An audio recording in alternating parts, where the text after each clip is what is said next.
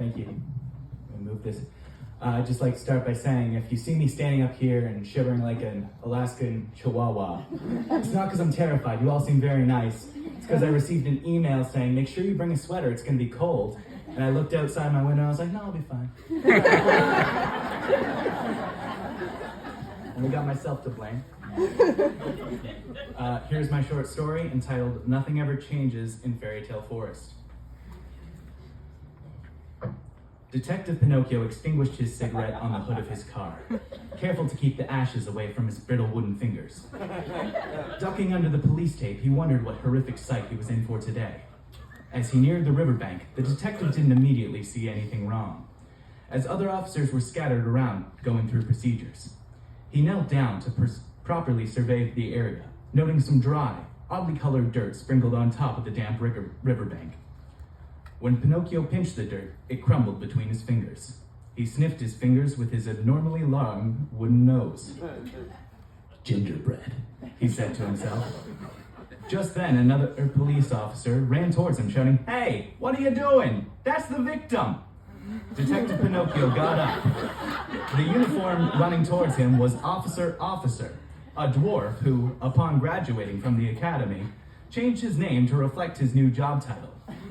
A dwarf trait that Detective Pinocchio found extremely annoying. "Some hikers found it this morning," the balding dwarf said. "Wasn't much left to be found, really. Just a couple piles of crumbs and an arm. Forensics are looking for a recipe match as we speak."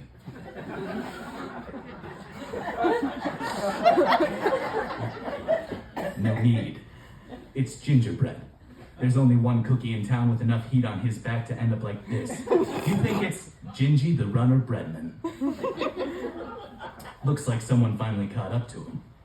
"Is it true what they say about him?" Officer asked, almost giddy. "It depends what they said about him," the detective said dryly. "Well, I heard he was the best poker player this side of the Candy Cane Forest, and that he's always moving around trying to find rich opponents he could win some dough off of." "You're half right. He won a few big games, but he lost a lot more. He got in with the wrong crowd, started owing a few too many people a bit too much money.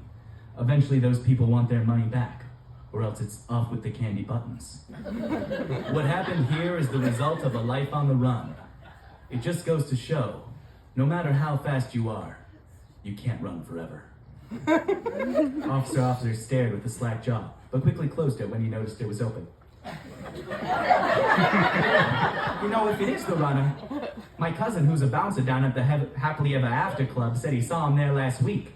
Said he was talking some pig in a hairpiece." "A literal pig?" Detective Pinocchio chuckled. "Yeah, apparently he was wearing this terrible brown toupee.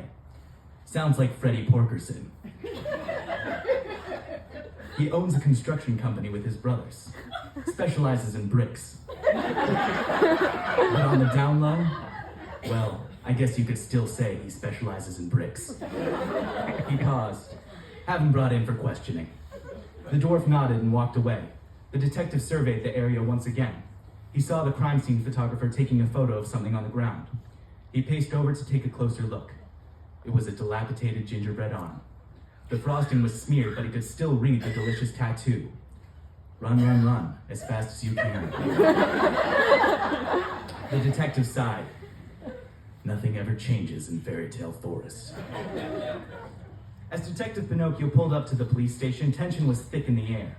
When he walked in, Officer stopped to let him know that Porkerson was waiting in the interrogation room, and he wasn't happy to be brought in. Pinocchio shrugged it off. Before he interrogated the pig, he decided to grab a coffee and watch him stew in the one-way mirror. After several minutes of watching the plump pink pig looking disgruntled and adjusting his toupee, he finally went in. Well, well, well, look who it is. Freddie Porkerson. I thought I smelled breakfast, the detective joked in a faux friendly tone. Well, well, well, if it isn't the little wooden boy himself, the pig threw back at him. Do you want to tell me why I'm here? Word is on the street you were one of the last people to talk to Gingy Breadman before he was offed, Pinocchio said, taking his seat. Want to tell me about that? The street can be wrong. You're barking up the wrong tree, puppet. Oh, really? I have a source willing to testify that they saw you talking to Bredman at the Happily Ever After last week.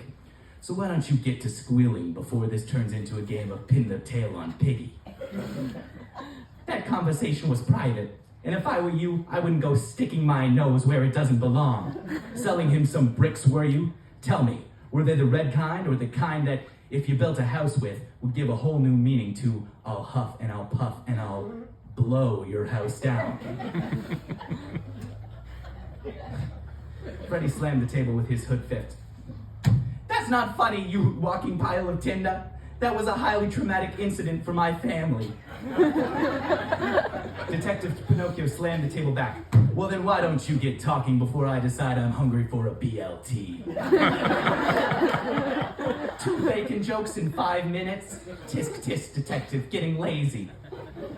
The swine mocked. Don't you mean sloppy? He grinned. Listen, pig, I know a puppet when I see one. All I want to know is who's pulling the strings. No one. It's like I said, I don't got anything for you. So why don't you take your long wooden nose and shove it? In one swift motion, Detective Pinocchio got out of his seat, grabbed Porkerson, and slammed him against the wall. He pressed the tip of his nose up to against the pig's meaty throat. I'm glad you brought up my nose, pig. Do you know what happens to my nose when I tell a lie? Porkerson was trembling. It grows? Right. Here's what's gonna happen. I'm gonna ask you again what you know. Then I'm gonna repeat whatever you say. And whatever happens to my magical extremities is out of my hands. Understand? The pig nodded. All right. Who was after the gingerbread man? The pig spilled his guts so fast you would have thought he was making sausage. He told him that Gingy had mentioned a few debt collectors on his tail the night they spoke, but he seemed especially concerned about one in particular, the fox. A cold-as-ice loan shark had been sending his goons after Gingy the last few days, reminding him not so pleasantly what would happen to him if he didn't pay what he owed. It involved a cold glass of milk and 2 starving German children. When Porkerson was done, Pinocchio let him down and started to leave the room, satisfied with the information he had gotten. Wait a minute, the pig called out while adjusting his wig. If you've got that lie detector on your face, why not just go through the phone book and say everyone's guilty until your nose stops growing? Detective Pinocchio stopped but didn't turn to answer. That's the thing, Porky. It only works if I know it's a lie. Pinocchio found the fox in Gumdrop Park, a small rundown park in the worst part of town. It was nearly sundown. He knew he would have to handle the situation with a lot of finesse to get the fox talking without creating suspicion. He strolled over with a copy of the day's newspaper and sat down next to the fox on a park bench. Nice day we're having, Detective Pinocchio said, trying to open the conversation. I suppose, the fox breathed, continuing to look straight ahead of him. Geez, it says here that Gingy Bredman passed away. Crazy stuff. Not really. The fox clearly was not the talkative type. Oh yeah? What makes you say that? People die. Cookies get eaten, the fox grunted plainly. Strange. It doesn't say anything about him being eaten, the detective inquired. Just a guess. He was a cookie. He looked over. Say, what's with all the questions? A spark of recognition flashed across his eyes. He reached behind him for a gun taped conveniently to his tail. Pinocchio leapt at him, pushing the fox to the ground and pinning him there. The gun was in the fox's paw now, but his forearm was held tightly by the detective. They struggled on the damp grass. The red-tailed criminal pushed the gun closer and closer to Detective Pinocchio's head. They were face to face, nose to nose. Don't do this, Detective Pinocchio grunted. I won't get any pleasure in killing you. Pop. Quick as a bullet, Detective Pinocchio's nose grew a foot in length. The fox fell still. The detective got up, wiped his nose, and sighed. Nothing ever changes in Fairytale Forest. Thank you very much.